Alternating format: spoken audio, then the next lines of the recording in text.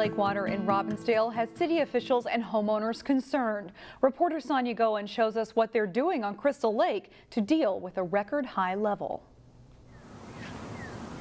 I haven't seen it this high before. Mother Nature has not been too kind this spring. Crystal Lake is higher than normal because of our recent rainfalls. The last big rain, we were sitting in the house watching the rain just get closer and closer to the house. Part of Paul Green's lawn is in the lake. Basically another five or 6 feet out, and then that's when the dock should be starting. Crystal Lake doesn't have a natural outlet. The water is controlled by a pump in Sanborn Park. This year we've set up a different system that takes the water from basically Crystal Lake to the Ryan Lake chain, but it does it inside storm sewers. Right now there are 3 pumps draining the lake.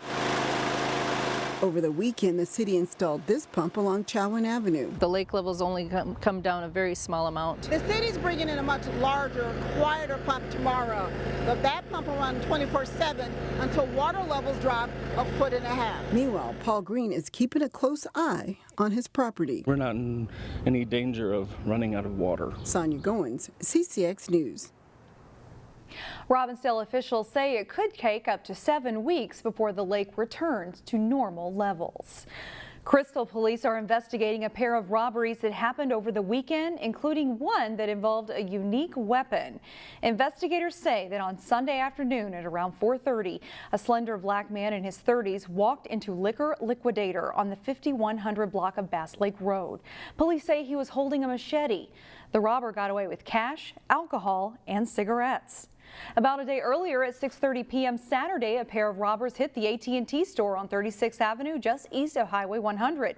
Police say 2 black men in their 30s brandished a handgun, tied up a store employee, and escaped with roughly $15,000 worth of cell phones.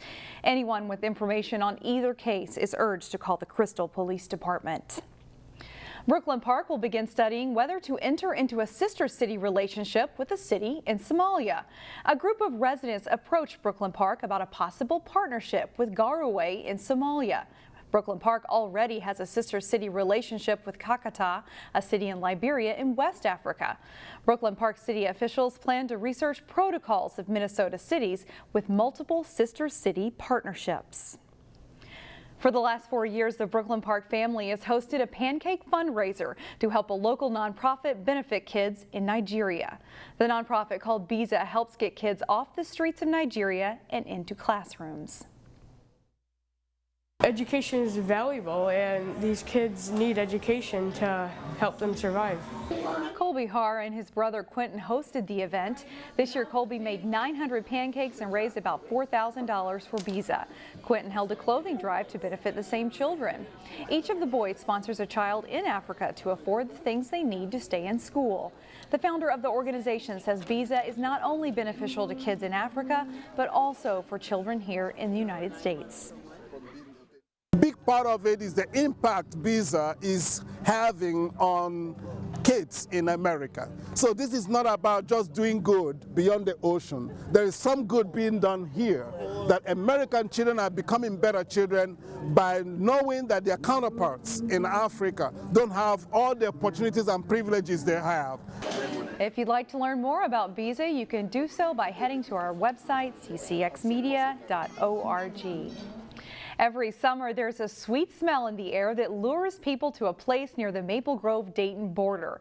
As Corey Bork reports in this week's Business Matters, it's a place that's developed an impressive following due to hard work and a special secret.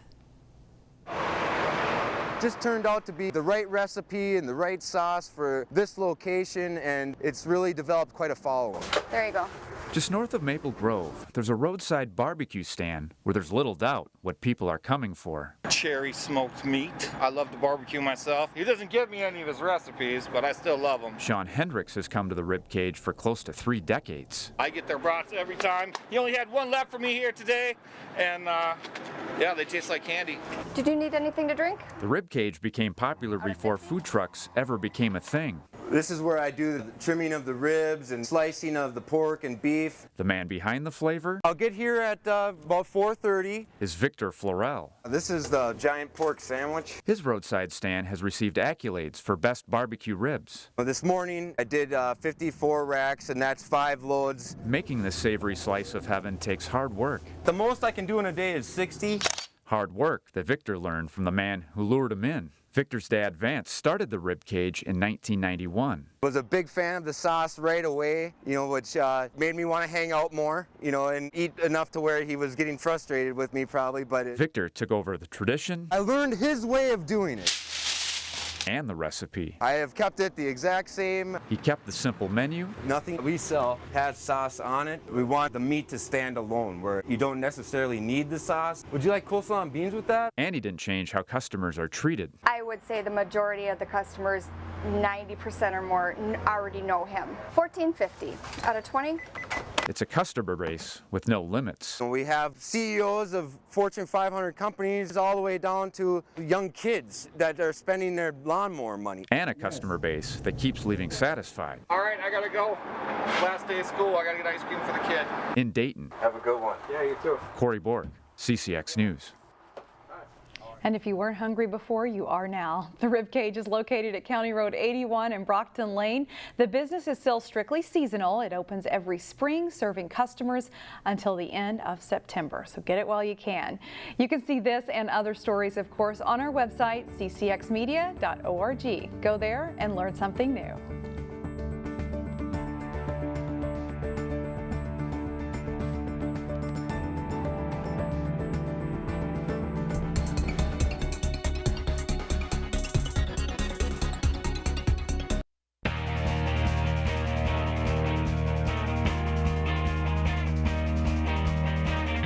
Athletes in Section 5AA track and field compete at the same site as this week's state meet, Hamlin University. We had some strong showings from local athletes. Highlights from day 2 of the meet. This is the girls' 100-meter hurdles final. And in orange, it's Kelsey Seelock of Osseo pulling away to win in 14.62 seconds. Seelock later won the 300 hurdle race. In the boys' 110-meter hurdles, also in orange and from Osseo, is Collins Makua. He finishes second in 14.63 seconds to qualify for state. Girls 100-meter dash. In Navy, it's Lauren Samuel of Champlin Park. She finishes third in the finals, but her time of 12.48 seconds earns her a trip to state. Samuel is also part of 2 Rebels relay teams that made state. Boys 100-meter dash, and in the crimson and black top, it's Evan Hull of Maple Grove finishing strong and winning in 10.74 seconds. Michael Olawo of Rogers and Reggie Dupree of Osseo also qualified. Boys 4x200 relay, Dominic Fees of Park Center is running the anchor leg for the Pirates. They don't catch Blaine, but PC finishes second in 1 minute 30.21 seconds. They are headed to state. Strong finish by Champlin Park and anchor Kevin Arthur in the boys 4x100-meter relay. Rebels win the race in 42.88 seconds, beating out a strong field of competitors for the victory. Champlin Park's Edmund Oconsi was part of that Rebels relay, and he also won the long jump and the triple jump. His best leap in the long jump, 22 feet 11 inches. Here's what some of our local state qualifiers had to say. It didn't really hit me until today once I was getting in the blocks. I was like, wow, this is my last time here. I just got to make the most of it, and I did, and I'm just so happy and so thankful. It's definitely special. It's what you've been working for all 4 years, so definitely your senior year, you're wanting to finish strong and make it to state, and all your events are at least your main open event. The 100 meter is one of my favorite races at heart, and it's been a privilege and an honor, really. I feel that we just did a really good job overall. Everybody did their parts. I mean, we prepared and practiced for it all year, so I'm just happy that we were able to come in second. It's mainly our handoffs. We've been working on it all season, and now we got it. Perfect, everything good. We're so excited right now. St. Michael Albertville won the girls race, or the girls meet, with 119 points. And on the boys side, the champion was Moundsview, with Blaine finishing second. Now to the state adapted softball tournament. Two local teams reached the semifinals in the PI division, but each lost. That meant an all Northwest Suburbs third place game as Robbinsdale Hopkins Mountain West Tonka Robins met Osseo. The Robins will strike in the bottom of the first. Vincent Lou's infield hit drives in Isier Joyner. Robins get 3 in the inning and they lead 3-0. And some good defense too. Pitcher Sam Rolls catches the liner and throws to Ethan Sullivan, doubling off the runner for a double play. In the second inning, Marcus Brady knocks one to short. The Orioles get the force out, 1 run scores, and then Lou also comes in on the play for a 6-0 Robins lead. In the fourth, Osseo gets back in it. DeMont Cortez Bowie bounds the ball to deep right field. Johnny Perez and Kirby Gilbertson score on the play as part of a 3-run inning for the Orioles. But they get no closer. Check out the catch by shortstop Lou as he makes the diving grab here. Robins get the third place trophy as they win it 7-3 over Osseo. In the CI division, Osseo won its first game before losing in the semifinals. The Orioles look to close out the 25-year coaching career of Kelly Walk with a win in the third place game. Chaska Chanhassens, Jonathan Fredericks hitting one to deep left. And off the fielder's hand, this scores a couple of runs, and the Southern Stars get 3 in the top of the first. Osseo responds. Jesse Cardozo Ramirez smashes a hard grounder to left. 2-run score. The Orioles get within 2 to pull within 3-2, but they fall 5-4. Southern Stars win it. Osseo takes 4th place.